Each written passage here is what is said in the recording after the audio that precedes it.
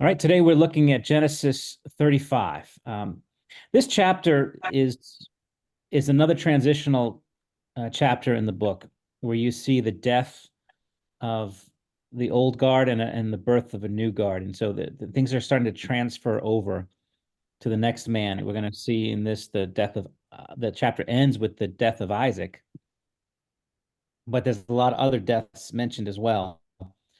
Some traumas and distresses and some hopeful things. So it's a bit of a mixed bag. It's almost like the what do they call it? What's that when the Merrimack River hits the ocean and the tide comes in and the river goes out, there's like a turbulence that happens there. They have a name for that. Slack tide? Is it the slack tide? I don't know what it's called, but yeah, it's a really rough waters there. As you have that one tide's coming in and one's going out, and is it a rip tide, whatever it is, but you get the idea that this is a turbulent chapter. There's a lot of stuff happening here, traumatic things happening in this chapter. As one generation is sort of leaving, another is taking over, and we have this happening in Genesis 35. This is after now. So where we left off before, we had the return from Haran. Jacob comes back. He settles his issues with Laban. He settles with his issues with Esau, and there's peace with these who were formerly enemies of his. And now he returns to the land, and we left off in chapter 34. You maybe even include 34 and 35 together, because that was a traumatic moment. If you remember what happened in chapter 34, when he returns to the land, and they land in Shechem. Dinah was raped. Yeah, Dinah, his daughter's raped.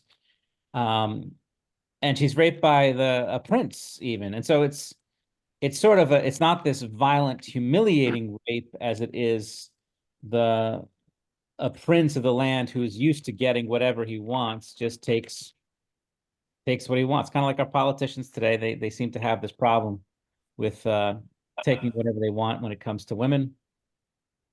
And he takes her, but he loves her, and he wants to marry her. And the story doesn't end on a happy note, if you remember how it ends. The brothers kill all the men. Yeah. In particular, two brothers, Simeon and Levi. Mhm.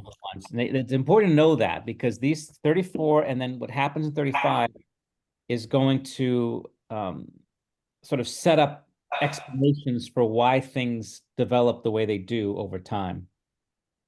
Simeon and Levi are the ones who lead the charge, who slaughter the men, and Jacob is distressed because they've made themselves a stink to all the inhabitants, and they're in trouble. So it's in this context now. They are there. They've just slaughtered a tribe. They've taken all their women and goods, and Jacob is pretty distressed about this. So we'll pick it up in 35, and let's see the next chapter in our saga here. And Elizabeth, are you able to read that for us here? 35, 1 to 4. We'll start with that paragraph.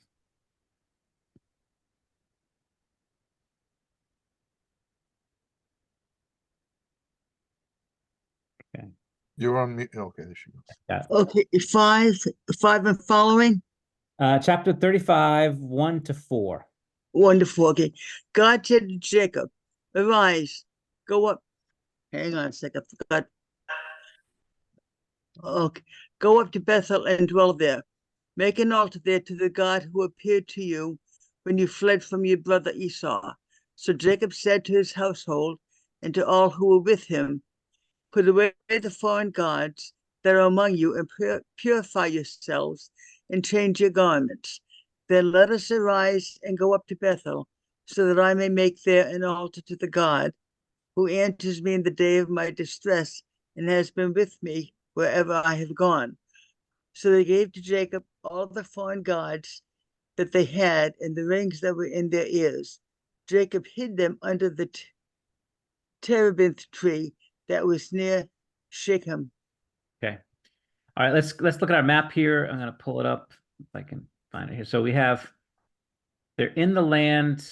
Last we left them off was in Shechem. That's 8 here. And now God says to them, it's time to go down to Bethel. That's our next stop. We've been to Bethel before. What happened at Bethel when Jacob was last at Bethel? Built an altar for God. He had had that struggle with him. Yes. Well, no, actually, it wasn't a struggle with him. It was a different experience. Is that where he saw the vision of the angels going up and down the ladder?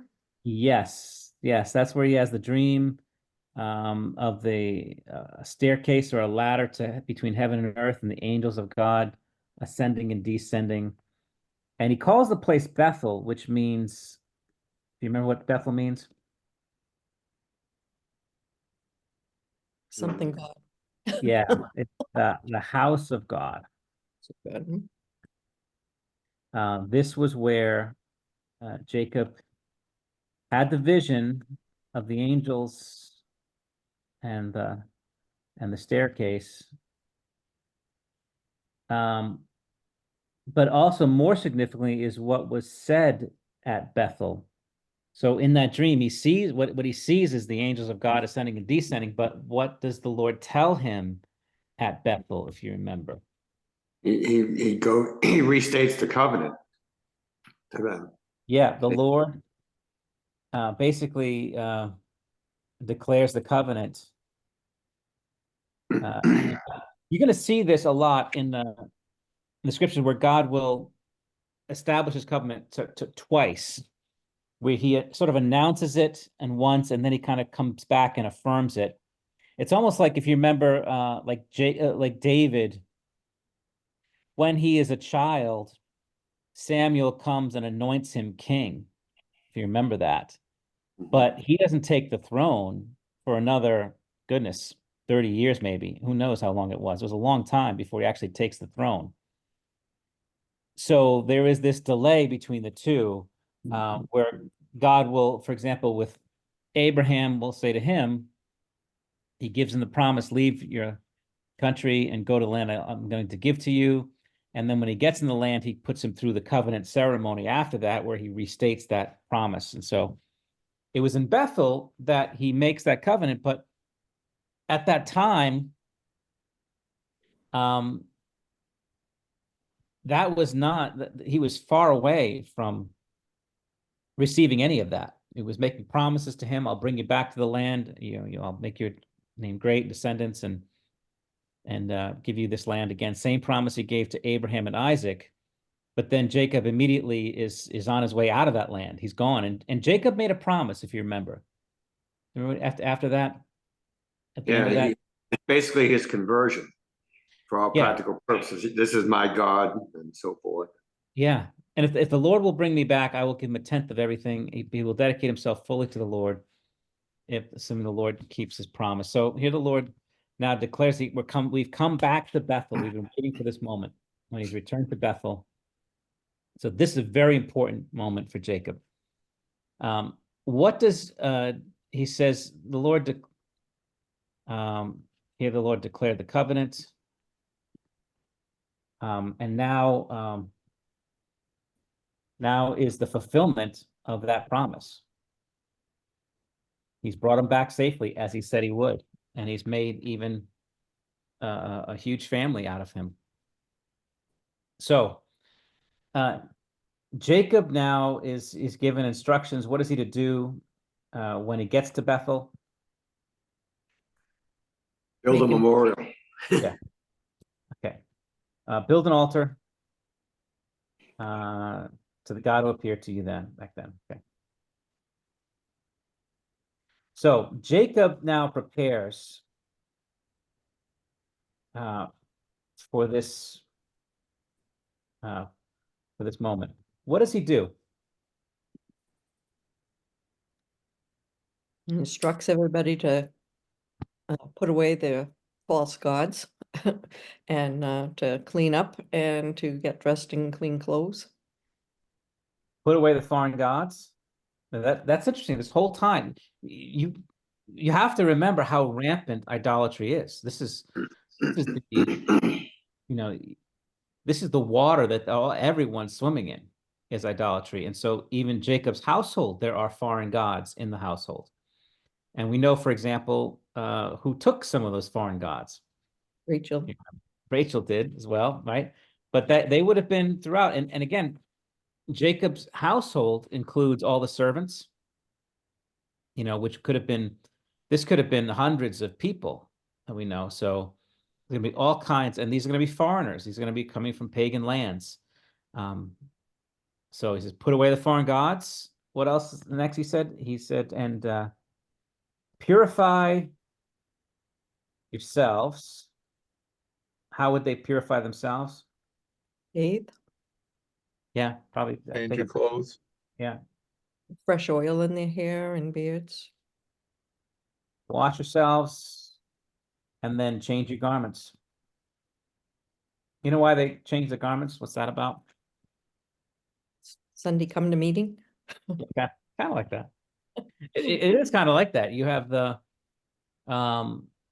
this is a sanctifying moment, and their garments are things they've been wearing in this idol-filled world, and all there's the sin and the corruption, the idolatry is like dust in the air. It's just everywhere. It's the filth. And so before you enter and build your altar, you do this symbolic ways of you're just kind of cutting yourself off. You're washing yourselves of all the filth that's glommed onto you from this world, and even the garments the filth that's clung to your garments. I'm going to wash those too. And I'm going to put away, but the main part is, this is sort of the symbolic stuff that is, but the real important matter is the first one, putting away their foreign gods. And it's time to repent. It's time to devote ourselves fully to the Lord. And then he goes and he prepares an altar. What does he say about the God? So how God, let me see how should I put this here. So Jacob makes an altar to God, and he's described as the God who, well, the first time it mentions up in verse 1, he is to make an altar to the God who what? Appeared to you when you fled your brother. Appeared to you when you fled Esau. And then what does Jacob say about, I'm going to make an altar to the God who Answered me in my day of distress. answers me in the day of my distress.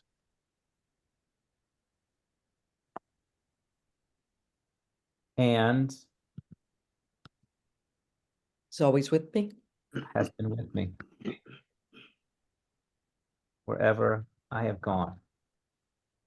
That sums up beautifully, I think, Jacob's experience of God. And so when we say, when did God answer Jacob in the day of his distress? Or what was the day of his distress? I'd say when he thought Esau was gonna come and kill him, he was running. Yeah, that was clearly the first day of distress. Absolutely the most significant. And God appeared to him. I got to plug in my computer for a second here. And then he had, what are some other days of distress that he had? When he fled from his father-in-law. Yeah, when Laban was ready to kill him. And the Lord appears and answers him and helps him through that. And then again, he has the encounter with Esau. He thinks it's going to be another day of distress, but by God's grace, it was not. And then he said, he's been with me wherever I have gone. And where have we seen God, where it says specifically that God was with Jacob? You remember some of the things he says. In fact, he says to Laban, he says, I would have been in big trouble if God wasn't with me. Do you remember what happened? Well, God- everything with all of the animals, for one. Yeah. Yeah.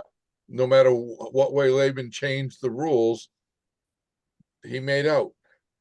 Yeah, Laban was actively trying to cheat him and to take everything from him. And God was with him. No matter what rules he made, God gave him whatever it was. So he ended up taking everything from him, turning the tables on him. Yeah. So the response of the household is Jacob's household does what at that point? Hands They over to turn God. over all the foreign gods. Gave all the foreign gods to him. And the rings and the earrings. I'm not sure the significance of the earrings. I don't know if anybody has notes on that of where that was that must have been connected to idolatry in some way. I just don't know. It just You know, says these are amulets associated with pagan worship. Okay. In the Reformation Study Bible. So they give up all, and that's a significant sacrifice for these folks to do that. These gods were not cheap; they were valuable things, and they give them up. And it reminds me of when was in the book of Acts where you had Paul encountering these. I don't know how would you call them? Sort of these sorcerers, and they burn their scrolls. Remember, they when they come to faith in Christ, they take all their magical scrolls, and they're worth so much, and they just set them ablaze. They burn them all up. is that Corinthians? I think it's in the book of Acts, if I'm not mistaken. I just can't remember where it was, but Remember it happening. yeah.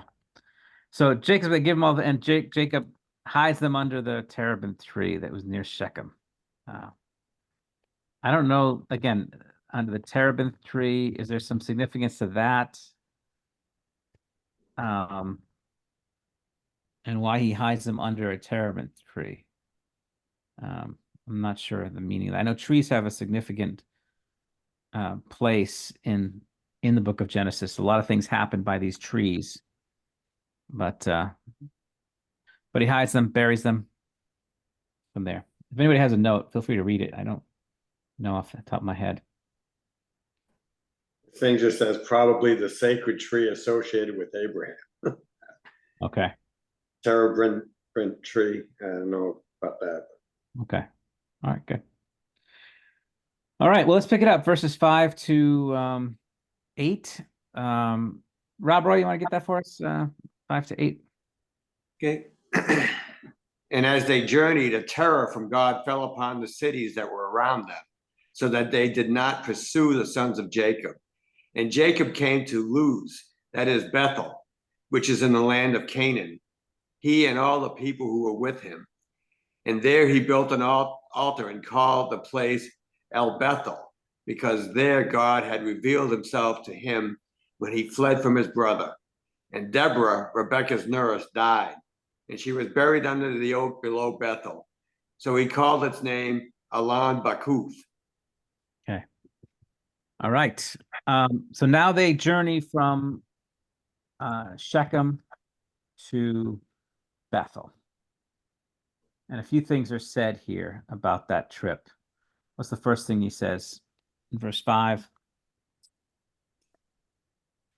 There's a great terror in the cities all around them. Yeah, a terror from God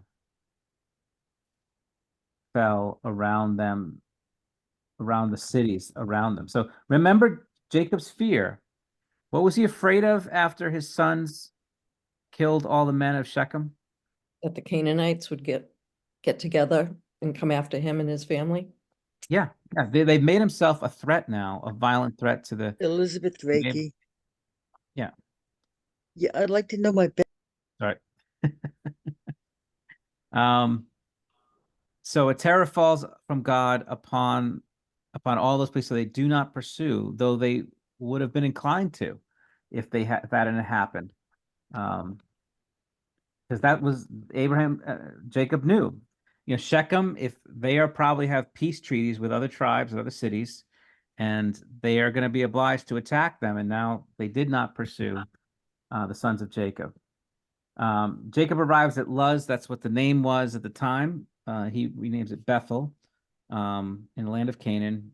And what does he do when he arrives? As he said he would. Built an altar.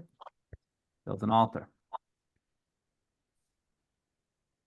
And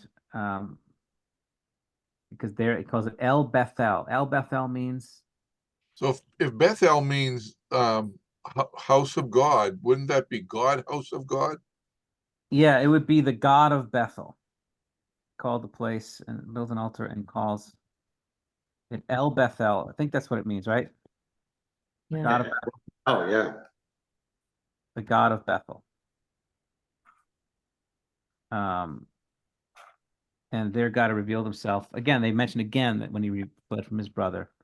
This is a very important place. So this marks now, before we get to verse 8, Jacob has officially returned. And now change begins. And the first thing that happens after his official return to the land is what?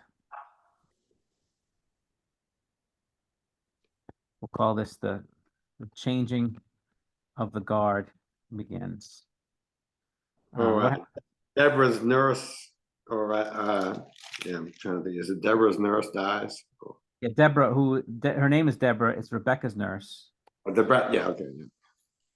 Yeah. Died. Now, it's interesting. There are some connections here. Back in the time when Deborah would have been very significant. What is it? Well, who would she be to Jacob? She's Rebecca's nurse. Well, who would she be to Jacob in this? Well, Rebecca was his mom, Jacob's mom. So her nurse, yeah, his mom's nurse. So Yeah, she was probably the one who maybe even raised Jacob, for all we know. right. Did that. That was very common for people who were wealthy enough to have nurses to, raise their little ones, to take care of their needs. So Deborah would have been someone special to Jacob, certainly. And her mother said, actually, back in when he fled Jacob, when he fled Esau, I'm trying to find that passage where it was. Remember what chapter it was? He fled from his brother. Was it Genesis 27? So we had Isaac blesses Jacob, and okay, here it is. This is 27, I think it is. Rebecca says after she realizes that Esau wants to kill him, and it's reported to her, and so she calls Jacob and she says, verse 42, behold, your brother Esau comforts himself about you by planning to kill you. Now, therefore, my son, obey my voice, arise, flee to Laban, my brother in Haran, and stay with him a while until your brother's fury turns away, until your brother's anger turns away from you, and he forgets what you've done to him. Then I will send and bring you from there. So Rebecca promises to send someone to Jacob when the time is right for him to come back. So many scholars think that she would have sent Deborah to him when that time was right. So it's quite possible at this point that Deborah, who has not been mentioned before, has been traveling with him on the way back, and that her death is significant in that regard because she's completed the job she was sent to do to bring him back. So there's that thought. We're not sure, but that's one theory on who Deborah was and why this is an important moment there. So, all right, what is so she dies, and she's buried under an oak, and it's called Alon Bakuth. What does that mean? My Bible says oak of weeping. Yeah, that's what mine says too. Yeah. Okay. Called Alon Bakuth. So that clearly says that she was someone very special to Jacob, maybe like a second mother to him. So, all right. So this is the first. It's almost like an omen of like a dark cloud. Sort of, there's so much tragedy going to happen in this single chapter, and it begins with the death of Deborah. All right. Well, let's pick it up from there. Liz, Venus, would you read the next section for us, 9 down to 15? Sure. God appeared to Jacob again when he came from Padam Aram and blessed him. And God said to him, "Your name is Jacob. No longer shall your name be called Jacob, but Israel shall be your name." So he called his name Israel. And God said to him, "I am God Almighty. Be fruitful and multiply. A nation and a company of nations shall come from you, and kings shall come from your own body. The land that I give to Abraham and Isaac, I will give to you, and I will give the land of your offspring after you." Then God went up from him in the place where he had spoken with him. And Jacob set up a pillar in the place where he had spoken with him, a pillar of stone. He poured out a drink offering on it and poured oil on it. So Jacob called the name of the place where God had spoken with him Bethel. Okay. All right. So God appears again now to Jacob and blesses him.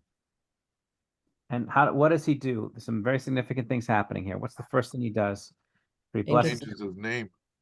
Yes, your name shall be called. Didn't he do that already?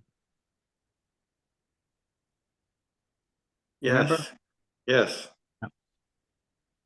So again, that there's sort of a repeat of it. There's sort of when they were wrestling, when Jacob wrestled the angel, if you remember, Yep. he says, "I will not let you go unless you bless me." And he says, "Your name will be called Israel, for you have struggled with God and man have overcome." But now it's sort of an official ceremony here. Maybe it's kind of like an engagement and then the marriage. So there's the proposal, "Would you marry me?" And yes, and then you wait several months, and then you've got the official ceremony when you're officially married. And so there's that moment where God declares something in that setting in the night and says, "Your name shall be called Israel." And now he makes it official. Your name shall be called Israel. And in between there, Jacob really had his conversion to full faith. Yes. Yes, absolutely. Yeah, no question. Jacob really has been on an incredible journey. And that's what's so encouraging. It's like they don't have this one experience overnight and then everything's great. You can see they come to know God, and then their faith is tested and grown and tested and grows and tested. And this it's a marathon race as he goes through it. And he is coming to a place now of we can see his full devotion to the Lord. We say everybody goes through that. What's that? Can't we say that everybody goes through that? Yeah, I think if you're a real believer, what does it say in Philippians, right? That he who began the good work in you will be faithful to complete it. That it's a process. It's not simply like, you're bad, suddenly, boom, you're good. Everything's great. It's like, it grows. You grow. You're tested and you grow. And so he called his name Israel, and then he says to him, "I am God Almighty," and he gives them a command. Be fruitful and multiply. Where have we heard that before? Creation. This is the creation mandate. Be fruitful and multiply. It's sort of a hint that this is sort of a new humanity being formed here. New nation. Yeah. This in covenant with God. It's like you're a call back to creation. As God gives that be fruitful and multiply, and then all the nations are just cursed. And then he now blesses and gives that commandment again, be fruitful and multiply. It really reminds you truly of creation story again. It doesn't feel like just a command. It's a promise that because a lot of times the women were dry, were barren. And he's saying you're going to be fruitful and multiply, and that's how you're going to become a great nation. Yeah, it's a wonderful command, isn't it? And it's a blessed command of just like, yes, thank you. It's like saying to someone, be happy, I'm commanding you, be prosperous, live long and prosper. So Happy, don't worry. yeah. So new humanity being formed here, a blessed nation. And he says about this, a nation and kings will come from you. Pull back here. Whole body. A nation and company of nations. And kings come from your own body. And indeed, there would be kings coming and a company of nations that will rise. So you see the immediate fulfillment of this in Israel as a nation formed, and even Judah and the northern kingdom of Israel and the southern kingdom of Judah coming from Jacob. But then to really fulfill that promise, a company of nations is going to be a lot more than that. And so it's in this new covenant, you see all nations will be included in this at some point. And very similar to what he told Abraham and Isaac. And so he says, not only that, but the land I will give to you. Remember the threefold promise, the covenant promise that God gave to Abraham and Isaac. What are the three things again? Blessing. Blessing. Children will create nations and the land. Yes, exactly. So I'm going to give you a big family, descendants, nations, the blessing, and the land. And you can see right there, he's doing it again now with Jacob. This is his covenant ceremony. It's when Abraham, remember, had to walk through the animals and God established that covenant with him. This is what's happening. And it follows, I think it's significant. It follows a death. Deborah dies here. And now we have a covenant set up. And there's going to be a pattern in this chapter of sort of a death followed by a resurrection or some kind of a blessing coming from it. This is interesting in the current state of world affairs, because there's all over college campuses right now in the US, they're proclaiming Israel is illegally occupying Palestine on placards. And here we are reading this passage. As they say, choose one view. Yeah, that's really interesting, huh? But I remember somebody saying recently, a podcaster made some interesting observations. All the turmoil you're feeling in the world, and the outrageousness on the campuses and all the things that are happening, the madness of society, it's happening because we are going through this right now. It's the death, the passing of the boomer generation, and the handing over to the next generation. This is a huge shift. Okay. Think about it, like the baby boomers have had, let's see, how many presidents have been baby boomers? I mean, Obama, Bush, Clinton, Trump, Biden, dominated and the age of our senators right now, they're all getting up there, way up there in age. 80-year-old people running the country, and they're dying off, and it's causing real turbulence because something is dying and now something has to take its place, and we just don't know what that something is going to be and how things are going to go. It's a very anxious time because of that. This Very is kind of different set of morals across the board. yeah, and which ones will influence? There's some good things about every generation and some really bad things about every generation, and which ones are going to win the day. And I don't know, it's going to be interesting. So we see this happening now. There is this passing. Deborah is the first to go. Passing of that, she's completed her task and she is gone. And now Jacob is established with a covenant And now we're going to see more of the same of that, more trouble and turbulence, but also God bringing him through this as well. It says here next, the Lord, land I give to Abraham, Isaac, I'll give to you, and I'll give the land to your offspring after you. Okay. Very interesting. The next passage here says that then God went up, verse 13, from him in the place where he had spoken with him. What does that look? What happened there? He ascended. Yeah, the assumption is it seems, is this like the ascension of Christ, where he is in God in sort of in physical form,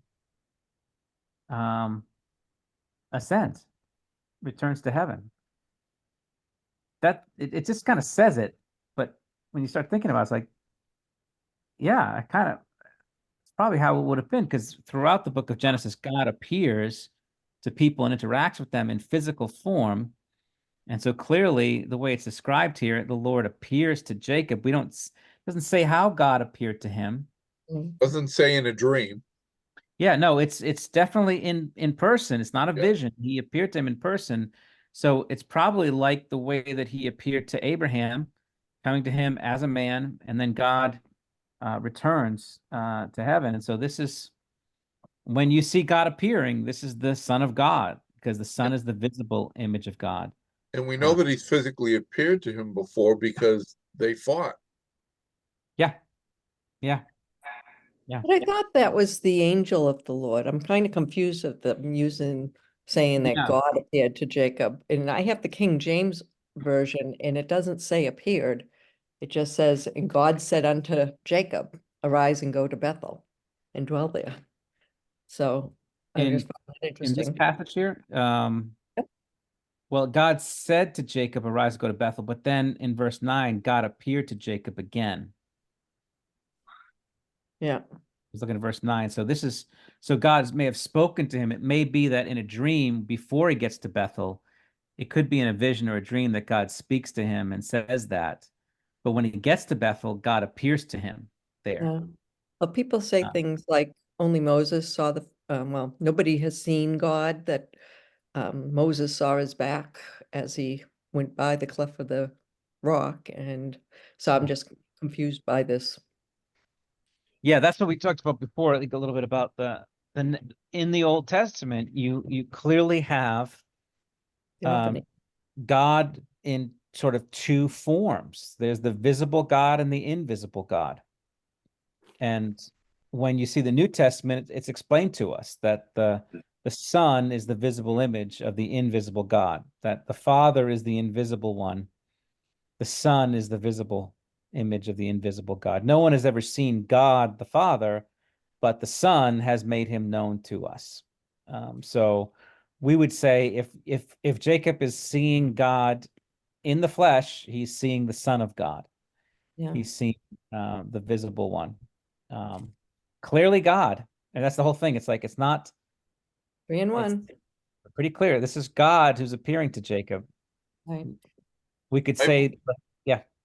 I've always understood that in the Bible, if it says the angel of God, it's referring to Jesus. But if it just says an angel or an angel of God, it's just referring to a messenger. Yeah, the angel of the Lord means it's the angel, the one who's sent from the Lord. And there are times when the angel of the Lord speaks as if he is the Lord himself, very clearly. And in that instance, with him wrestling the angel, that was the angel of the Lord who speaks to him as the Lord. And so we'd say that's Christ. He's the angel of the Lord. He's the one who's sent from the Lord, who is the Lord. Yeah, it's really interesting of how much of the Trinity is in the Old Testament, that when you start really looking at it more carefully. And that's why I think Jesus can say things like, Abraham saw my day, Yeah. and he believed, and he saw me. He interacted with me. I've dealt with Abraham, knows me. Before Abraham, I am. Yep. Yep. It's really interesting stuff. All right. So then God goes up from the place where he'd spoken with him, and he sets up the pillar, a pillar of stone. Okay. So Jacob sets up, remember about the pillars of stone?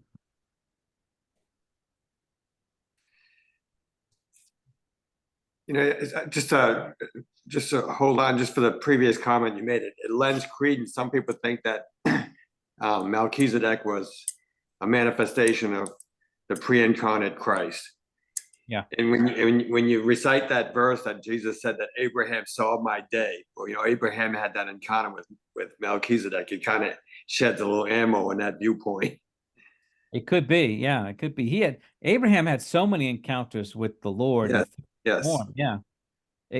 Melchizedek could be the Lord Could- and Son of God. It could be, yeah. could be. We don't know, but yeah. So Jacob sets up a pillar of stone, pours oil on it, pours out a drink offering, and pours out oil. You even know any have notes on that, the significance of pouring out a drink offering and oil. I know a drink offering was always a sign of joy. Just like it speaks of wine being cheering the heart. There's that passage that says that. And so they would often make an animal sacrifice, and the last thing they would do before burning that thing is they would pour a drink offering over it, because there was a joy in the sacrifice. Picture Yeah. there. I think there's something right there. It's just a thankful, and you're thankful. You're so praising God for his faithfulness. He's brought him this far. And the oil is a sign of something too. Holy Spirit. Yeah, a sign of the Holy Spirit, God's presence. So there's a joy. This is the house of God. This is a very important place here. My Bible has an interesting comment. It says, the first mention of a drink offering, so it's referring to this scripture, it is not found among the Levitical offerings of Leviticus 1 through 7, though included in the instructions for sacrifice in the land, Numbers 15, 5 through 7. It was always poured out, never drunk, and may be considered a type of Christ in the sense of Psalm 22:14 and Isaiah 53:12. Now, and that's interesting. And there's no sacrifice, is there? I don't think he doesn't This- he doesn't kill any animals in this one. Right. That's interesting. All right. All right, let's continue on from there. Leave off here. Bob, Thomas, you want to get the next paragraph for us, 16 to 21? Sure. Then they journeyed from Bethel. When they were still some distance from Ephrath, Rachel went into labor, and she had hard labor. And when her labor was at its hardest, the midwife said to her, "Do not fear, for you have another son." And as her soul was departing, for she was dying, she called his name Ben-Oni. But his father called him Benjamin. So Rachel died, and she was buried on the way to Ephrath, that is Bethlehem. And Jacob set up a pillar over her tomb. It is the pillar of Rachel's tomb, which is there to this day. Israel journeyed and pitched his tent beyond the tower of Eder. Wow. So on the way to Bethel, as they journeyed, let's see, as they journeyed, Terah fell from God, and there they built an altar. They came to Luz. So when they arrive in Bethel, Deborah dies. Then you have this whole covenant service. And then when they leave Bethel, Rachel dies. So Rachel goes into labor, and some things are said that's interesting. So at the peak of her labor, at the peak of her pain, we'll call it, the midwife speaks and says to her what? Fear not, you have another son. Yeah, do not fear. You have another son. And then Rachel is dying. Rachel names her son as she was dying. I don't know if it's typical for the women to name this children or not at this time. I think it's not usually and she calls him Ben Onai, which means The son of my sorrow. son of my sorrow. It can also, there's some, it's interesting. And my notes said there's some ambiguity about this. It Mhm. could be son of my sorrow. It could also be, I think, son of my strength. Son Yeah, of my right, the son of my right hand, mine says. Yeah. mine has son of my vigor or son of my affliction. Yeah, it could be either of those two. And Jacob said then,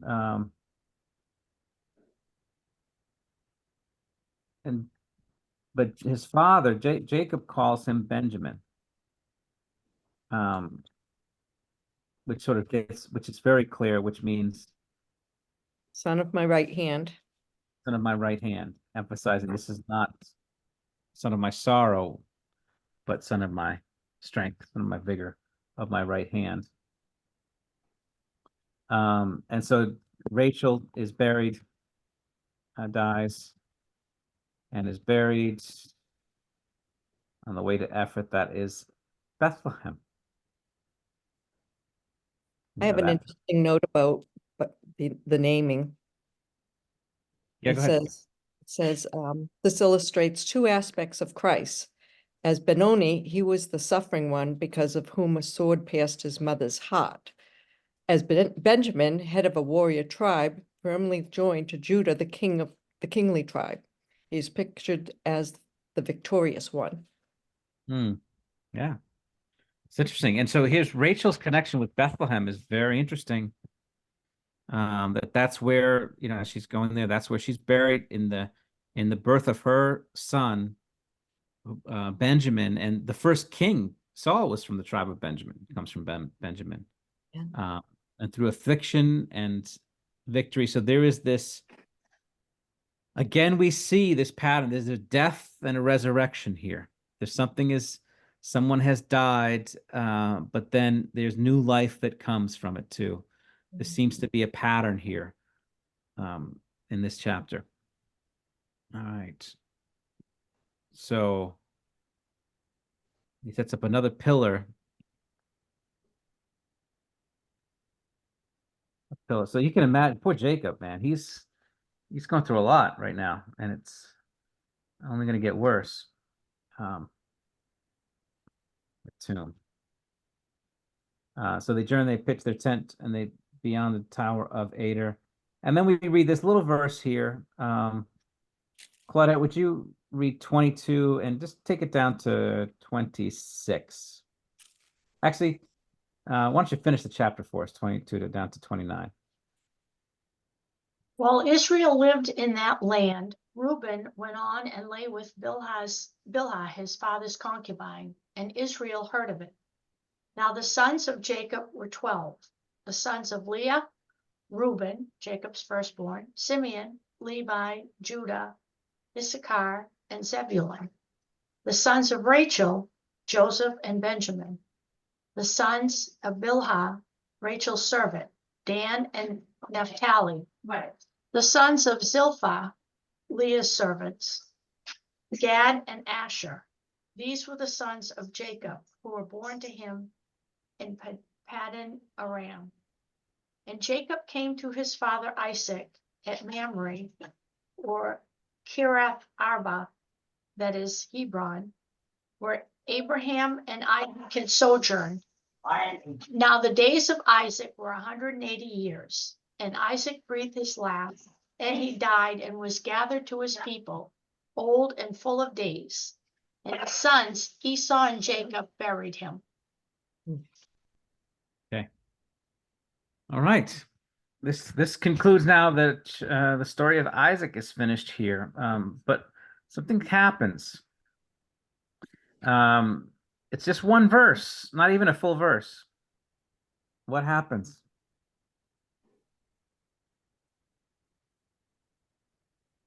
Reuben Reuben's took his big- father's concubine. Reuben, who is Reuben? firstborn son. Born son, Firstborn, yeah. lay with Bilhah. And who is Bilhah. Bilhah? Yeah. His father's concubine. That's all it says. And Israel heard of it. What does that mean? What is going on there? That's pretty sick. Yeah. Why does Reuben do that? Lust. Lust could be one answer, except the only thought about that is Bilhah is there's 150. this, who knows how old she is, but there is much more than lust going on in this scene here. He was trying Right. to. It seems like if you look at the list of sons, the most important one is going to be Judah. So it just seems that Reuben and is going to be disqualified because of this. Yeah. And we know Simeon and Levi, because of their actions, have already been disqualified for this. It seems like Judah's going to take the lead. Reuben's the oldest, isn't he? Reuben's the oldest.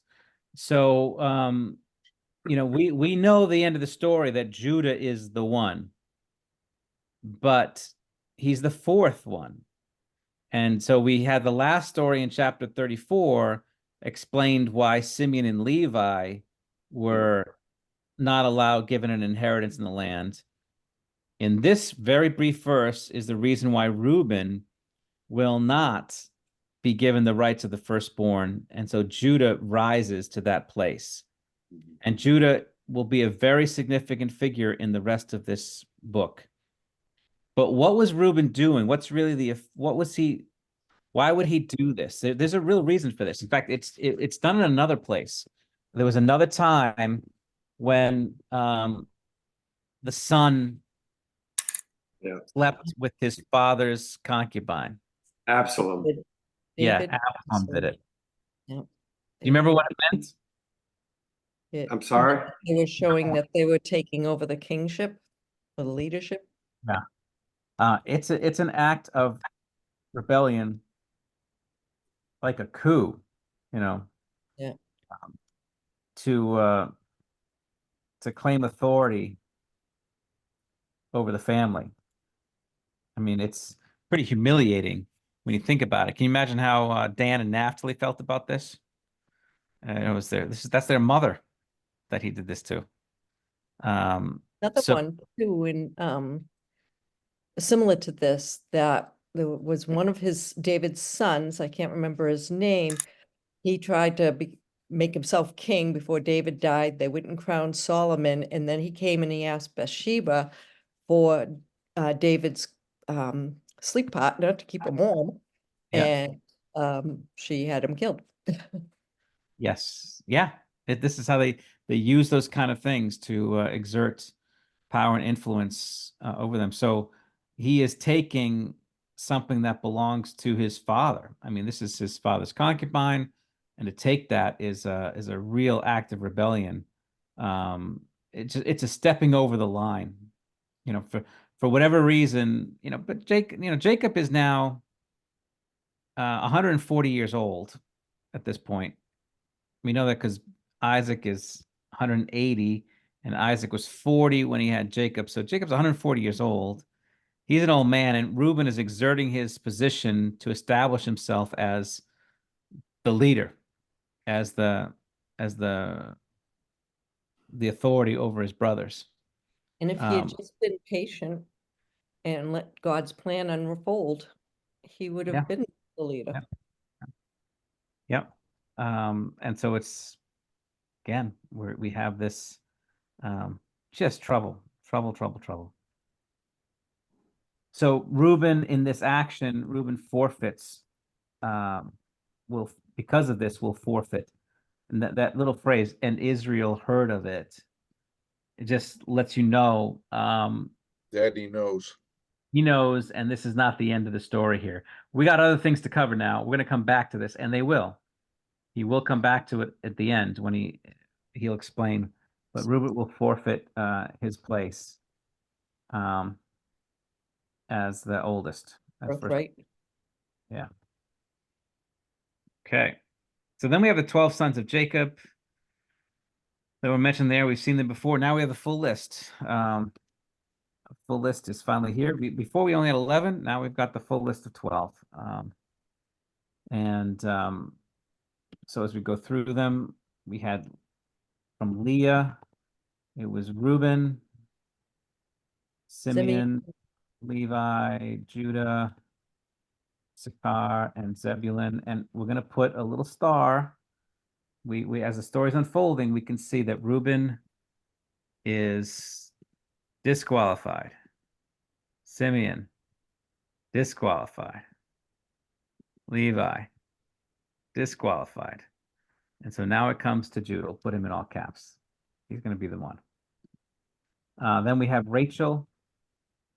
You've got Joseph and Benjamin. They're going to be very significant, as you know. Then you have Bilhah, Dan, and Naphtali. And then the Zilpah, Gad, and Asher. They will take lesser roles here. Okay. All right, so let's finish up. We had this passage here that Jacob came to his father's house at Mamre, that is Hebron. Let's go back up to here and see where that was. So they're in Bethel here. That's where they have the covenant. They traveled now this way. Rachel dies. They bury her in Bethlehem. And now they're heading down to Hebron, where our story finished. Actually, no, I guess it goes to Beersheba after that too. But we go down to Hebron, and Isaac dies.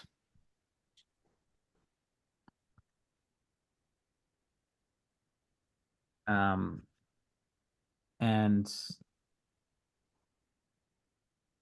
he's 180 years old.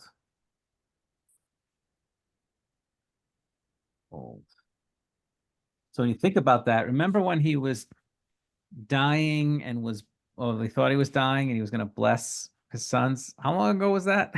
It's 80 like 100 years old. That would have been at least, well, we know it was at least, he was sojourning for 20 years at least. So who knows how long that could be, 20, 30 years before. So he had a lot of life left in him. Isaac breathes his last and he died. Okay. And I like the way the story ends here. How does it end? His sons Esau and Jacob together buried him in Yeah, unity. So Yeah, Esau. story comes. It's a nice ending that there's a reconciliation. We've seen the reconciliation, and Esau comes back, and they can bury him. And Isaac's story ends in peace with all the turmoil he went through. It ends with a family brought back together, reconciled, and him going in peace. So that's the end of Isaac's story, and that's the end of that chapter. Again, we have these turbulent chapters in between, and now begins the next major section of the book of Genesis, beginning in Genesis 30. 36 will begin. I think it'll tell the story we'll close the chapter on Esau, and then we'll get into the Joseph story, which concludes the book. All right. Any last comments or questions about the chapter here today? Very good.